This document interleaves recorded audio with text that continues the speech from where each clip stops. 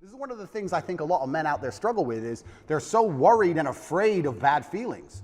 And to me, that's just showing that you've had an easy life. Like, there's real people out here who are trying to kill you. There's people out here who put a knife in your neck. You're scared of what? Feeling sad? Who cares? Like, there's real problems. What are you worried about feeling sad for? Who gives a shit? I could feel sad for the rest of my life, and I guarantee, one, nobody would know, and two, I would be monumentally successful regardless. So why are we even talking about it? I have no fear for a negative feeling. I have fear for me not being able to provide for my children. I have fear for people who rely on me not being provided for and cared for, but I don't have a single, I don't wake up and go, I'm worried if I might feel sad today. Who cares? Who cares? I can be happy or sad on the same day. Nobody notices and the same things get done. The exact same amount of work gets done. Nothing changes. But I also don't believe that there's any light without dark. It's yin and yang for a reason. I don't think that I can just become the most Googled man on the planet and become monumentally successful and make hundreds of millions of dollars and nothing bad's gonna come from it. I think that would be hubris. You just used the word hubris, it's a fantastic word. I think it would be stupid for me to sit there and go, I should be able to do all of this good and have a fantastic life and there's gonna be no repercussion in any form. I knew this was coming to the point where I literally sat with Tristan about 3 weeks before it happened and said, we're fucked. I do feel like I need to tell the truth. I do feel like What's the truth? The truth is, well... The truth about the Matrix? Yeah, what I believe, and I do believe that I have a responsibility because of my massive platform. Yeah. And I do believe that the responsibility is for me to do my best to educate people in a way that's gonna make them happy. Mm-hmm. And I know I could have sold my soul 1,000 times, and I know I could have avoided this, and I know I could have not said certain things, and I understand all of that. I wasn't looking for a war this large. I wouldn't say I was looking for it. But I wasn't ignorant to the fact that it might happen. Like, I understand if I go into the ring, I might lose. But I do believe 93% chance I'm gonna destroy him. Well, and you want the fight, either way. I guess so, because how else do you matter, right? That's my point. And I'm not saying that I'm glad I'm being persecuted for false human trafficking inside of Romania. I'm not saying that at all. But I'm saying that... Yet, on the other side of this, how strong will you be? Well, if you are a force for good, then the evil is gonna attack you, isn't it? And I do genuinely believe this is the battle of good versus evil in the world today. Mm-hmm. I believe that truth is always going to be on the side of good. I am religious. I believe the things I say most people knew were true only 10 to 15 years ago. I don't think they're radical ideas. And I think that there is an evil force in the world which is extremely deceptive.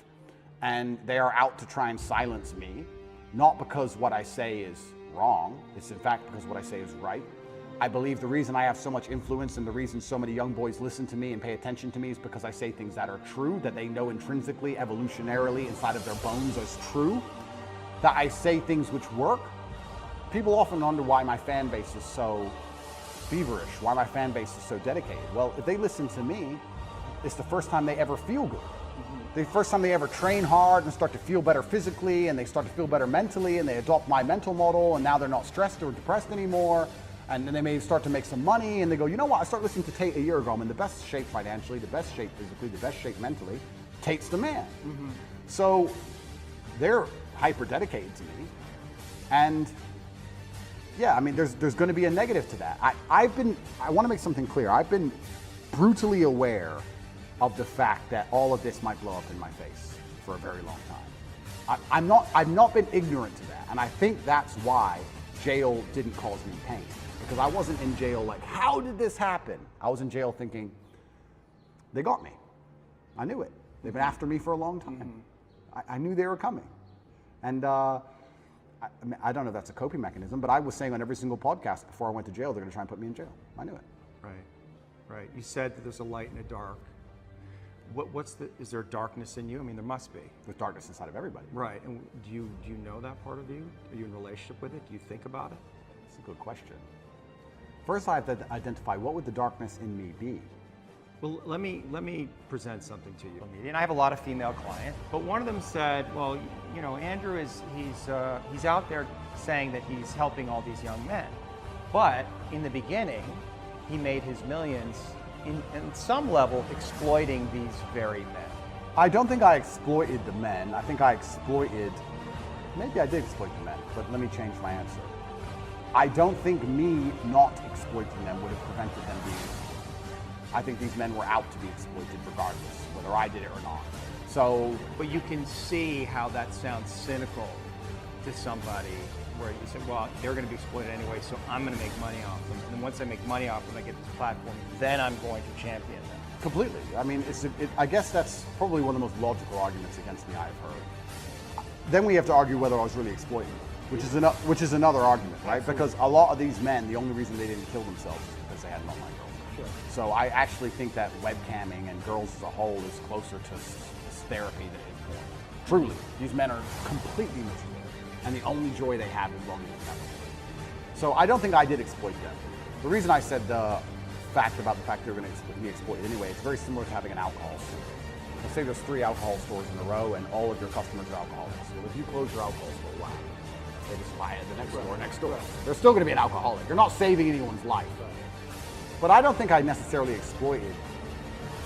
I didn't see myself as exploiting them or exploiting the girls. I don't think that. I think it was a business opportunity, and I approached it the way I approach everything, which is extremely professionally, and I got good at it, and we had a very successful company.